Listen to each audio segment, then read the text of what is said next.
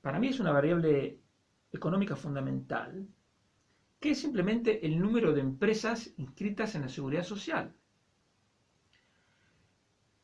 Y si tú miras la serie de datos de las empresas inscritas en la Seguridad Social, ves que desde septiembre del 2019, hace más de un año, ya viene cayendo este número de empresas. Lo primero que te indica eso es que los problemas de la economía española ya venían de antes de la pandemia. Es lo mismo, exactamente lo mismo que pasó en la época de Zapatero. Zapatero dice, no, la crisis internacional, culpa de Estados Unidos, de los bancos, de los mercados financieros. Que hubo una crisis internacional, es verdad. Pero lo que pasa, que esa crisis internacional del 2008-2009 agarró a España en medio de una burbuja de gasto público, de deuda privada, de irresponsabilidad, de falta de reformas, etc. Todo eso fue culpa de Zapatero, Solbes y Salgado. Entonces, tenía la excusa de la crisis internacional, pero cualquier persona que mire las estadísticas se va a dar cuenta que mientras todos los demás países de la Unión Europea y del resto del mundo ya se estaban recuperando en 2010, aquí tuvimos unos brotes verdes que duraron unos trimestres y luego la economía siguió cayendo. ¿Por qué? Porque aquí tuvimos dos crisis al precio de una. Y ahora está pasando lo mismo, dos crisis al precio de una. Y eso es lo que nos muestra de alguna manera los datos que comentaba del Fondo Monetario Internacional. Si aquí las cosas, los resultados económicos son peores que en todo el mundo, y hay que pensar que no es solo una cuestión de mala suerte, es que aquí las cosas se hacen peor. Y las cosas se hacen peor desde el mismo momento en que llegó Sánchez al gobierno, porque empezó a hacer lo mismo que hacen los socialistas siempre que gobiernan, que es destrozar la economía. Unos en mayor medida, otros en menor medida, pero el socialismo se especializa en destrozar la economía. El número actual de empresas en toda España es menor que el de septiembre de 2016. Ya hemos retrocedido 4 años. O 5, incluso, porque es prácticamente un número similar al de septiembre del 15. Van 7 meses seguidos, en que el número de empresas cae en todas las comunidades autónomas al mismo tiempo, cosa que no pasaba desde mayo de 2013. ¿Esto va a terminar aquí? Lamentablemente no. Porque por un lado tenemos la anestesia general de los ERTE, que sigue funcionando y que evita que a pie de calle se note toda la crudeza de esta crisis. Pero al mismo tiempo hay nuevas restricciones a la actividad económica. En Cataluña se están cerrando los bares y los restaurantes por 2 semanas. En Asturias estamos otra vez en fase 2. Y bueno, etcétera, etcétera.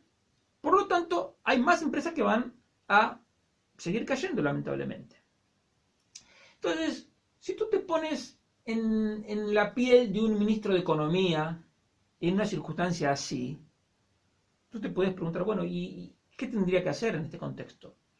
Bueno, lo que tendrías que hacer, desde mi punto de vista, es anunciar un plan que permita, que tienda, que contribuya a la supervivencia de las empresas y, por lo tanto, la supervivencia de los empleos que dependen de esas empresas.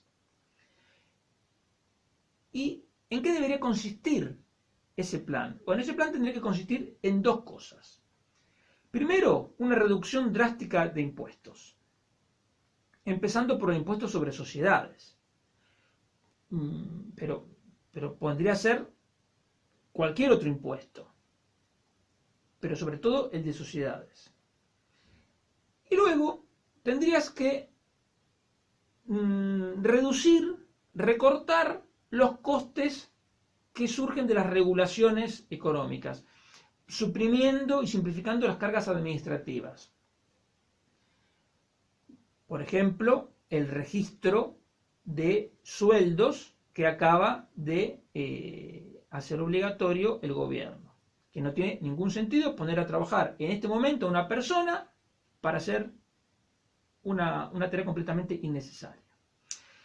Entonces, si tú bajas los impuestos de manera drástica y permanente, y al mismo tiempo simplificas las regulaciones, reduces las cargas administrativas, por un lado contribuirías a que muchas empresas pudieran sobrellevar la tormenta y al mismo tiempo se haría más interesante, más atractivo invertir en España.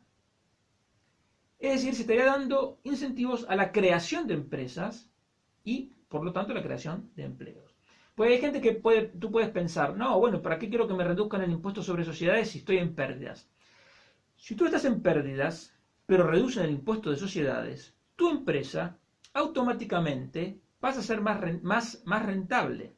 Y todos los activos de esa empresa pasan a valorarse más. Porque si antes la rentabilidad esperada de tu negocio para los próximos años fuese del 7%, por decir cualquier número, si te reducen el impuesto de sociedades, esa rentabilidad pasa a ser automáticamente del 8 o del 9.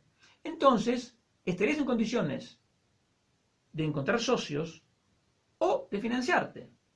Y una persona que estuviera, un socio capitalista, estuviera en esa circunstancia, diría, epa, aquí en España resulta que ahora es más rentable invertir, porque podría ser la misma inversión en Francia o en España, pero resulta que ahora en España bajan el impuesto sobre sociedades y entonces la rentabilidad por hacer lo mismo es mayor en España.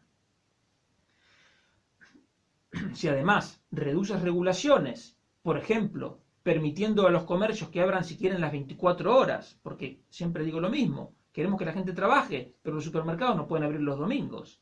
Entonces, ¿dónde va a trabajar la gente?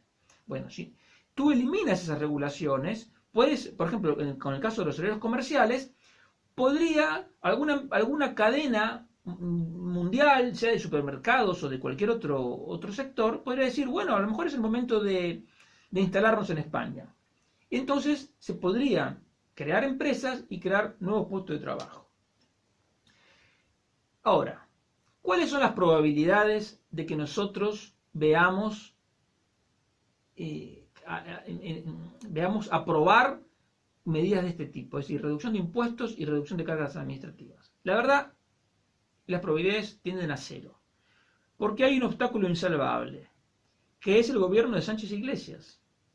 Se suponía que Pablo Iglesias era el radical y Sánchez era, digamos, como un poco más moderado. Yo creo que a esta altura, la verdad, son tan radical el uno como el otro. Porque es así, la verdad. Porque están haciendo todo de la mano y no se lo ve a Pedro Sánchez incómodo con las cosas que están haciendo. Y también hay que decir, y esto ya en el punto de las decepciones, que la gente que se suponía que estaba para moderar a Pablo Iglesias, como la ministra Nadia Calviño, el ministro de Seguridad Social, el señor Escrivá, que es gente competente, gente con dos dedos de frente, pues no están sirviendo para moderarlo, digamos. Si moderar a Pablo Iglesias y a Pedro Sánchez es esto, bueno, pues lo que tendría que hacer esa gente, si no está de acuerdo con este rumbo, es dimitir, para que se sepa realmente qué es lo que quiere hacer este gobierno. Un gobierno que, como digo, está compuesto por un señor, Pedro Sánchez, que prefiere la propaganda a la gestión. Y está dispuesto a hacer todas las concesiones que hagan falta con tal de asegurar su permanencia en el poder. Esto lo ha dicho incluso hasta el presidente de Cataluña, Torra. Entonces, una persona que está dispuesta a hacer cualquier concesión significa que no tiene una hoja de ruta propia. Simplemente la hoja de ruta se la marcarán las presiones que reciba y entonces él la irá moldeando en función de lo que necesite. Porque su objetivo no es mejorar el funcionamiento de la economía española. Su objetivo no es mejorar la sostenibilidad de las cuentas públicas, no es asegurar la sostenibilidad de las pensiones, no es tener un sistema sanitario, un sistema educativo mejor. Su único interés es mantenerse en el poder. Claro, lo inconcebible, la verdad, es decir, cuando uno repasa todo esto y lo piensa, dice, pero sí, esto es así. Ok, lo que es inconcebible es cómo ha habido 10 millones de personas que votaron a esta gente. Eso es realmente inconcebible. A mí me encantaría saber qué es lo que piensan los votantes socialistas. Alguno en Twitter me ha dicho que está encantado, pero bueno. Y la otra parte el otro socio del gobierno, Pablo Iglesias, es una persona que aprovecha la falta de escrúpulos de Sánchez porque su objetivo es avanzar en su agenda bolivariana. Entonces son tal para cual. Y si tú repasas las medidas económicas que se han venido tomando en las últimas semanas, te das cuenta que son absolutamente extemporáneas y ajenas a la realidad que viven las empresas. Te repaso lo que ha ocurrido en las últimas semanas. Se aprobó la exigencia de llevar el registro de sueldos, como comentaba al principio, para luchar contra la brecha salarial, que es un problema que en realidad no existe. Porque como dije, si fuera posible contratar a mujeres para hacer el mismo trabajo que los hombres, pagando un 25% menos, las empresas ya lo hubieran hecho y el paro femenino sería nulo. 2. Se reguló innecesariamente el teletrabajo, con nuevas exigencias y amenazas de multas a las empresas. Se aprobaron 2 nuevos impuestos, que son la tasa Google y la mal llamada tasa Tobin.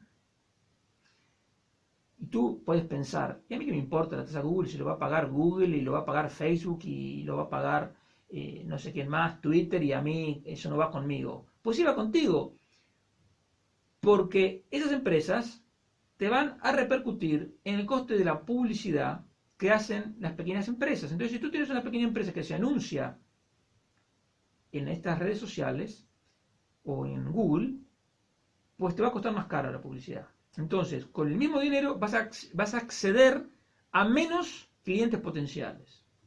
Por lo tanto, el impuesto no castiga a Google, te castiga a ti que eres emprendedor. Y ese es el socialismo.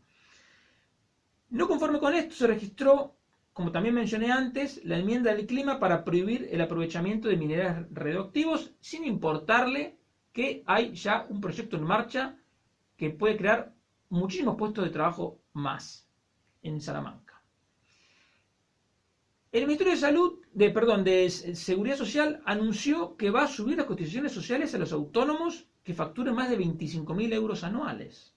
Son unos 700.000, muchos de los cuales se han endeudado con préstamos ICO para pagar los impuestos estos últimos meses. ¿Te acuerdas que Sánchez, Iglesias, el ministro Garzón, etcétera, decían que antes o después iban a subir los impuestos a los ricos? Bueno, ahí está, ya sabemos quiénes son los ricos a los que le quieren subir los impuestos. Son los autónomos que facturen más de 25.000 euros. Es decir, una persona que facture 2.000 euros por mes, un poquito más de 2.000 euros por mes, en la mentalidad de Sánchez e Iglesias ya cae en la categoría de rico. El plan presupuestario que el gobierno mandó a Bruselas, se anuncian más impuestos. Impuesto a los envases de plástico, impuesto a los refrescos, o sea, a los refrescos azucarados y edulcorados, y nuevos impuestos medioambientales. Además, ese mismo plan incluye más medidas tributarias que no están especificadas, pero conociendo al personal y lo que vienen diciendo, ya sabemos cuáles son. El IVA que pasa del 0 al 21 a los servicios de salud y educación privados, y la supresión o como mínimo reducción de la posibilidad de desgravarte del IRPF por aportaciones que hagas a planes de pensiones. Olvídate, el sablazo también viene por ahí. Y a todo esto se suma toda la actividad del Ministerio de Consumo, que prohibió los números 902, la publicidad de juego y de las casas de apuesta, prohíbe que las casas de apuesta auspicien, patrocinen a equipos deportivos porque no les gusta a ellos. Y si el Real Madrid o el Getafe o cualquier equipo tiene un acuerdo, o el Atlético de Madrid un acuerdo con una casa de apuestas, pues a los socialistas no les gusta, y entonces que se busquen la vida buscando otro patrocinador.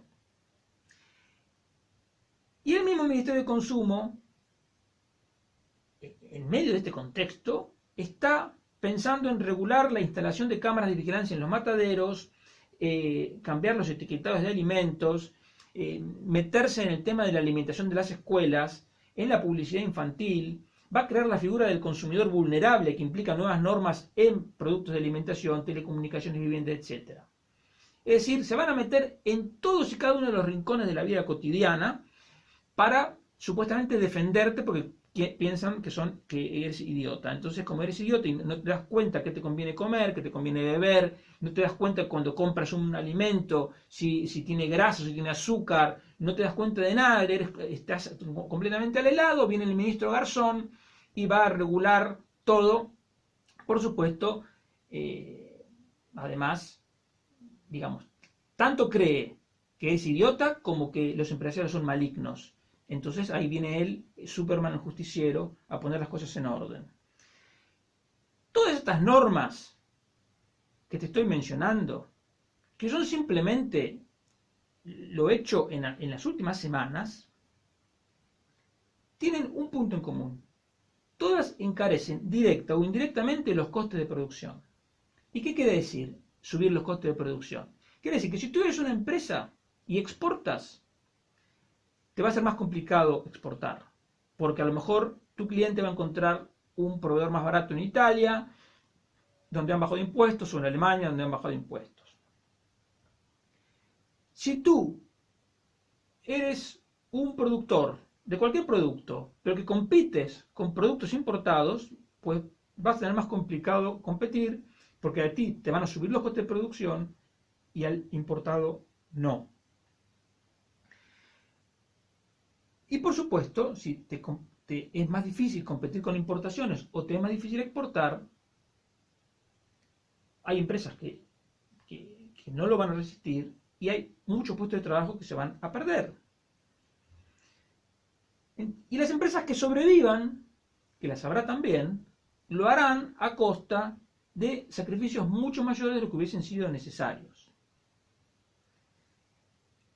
Y en todo esto, no te estoy mencionando todos los riesgos macroeconómicos enormes que este mismo gobierno está creando a partir de un gasto público y de una deuda pública que están fuera de control. Entonces, ¿cuál es el mensaje? Lo que te quiero decir. Si la pandemia de por sí supone una situación económica dramática, la verdad es que el gobierno de Sánchez e Iglesias la está agravando aún más. El gobierno dice que de esta crisis vamos a salir más fuertes.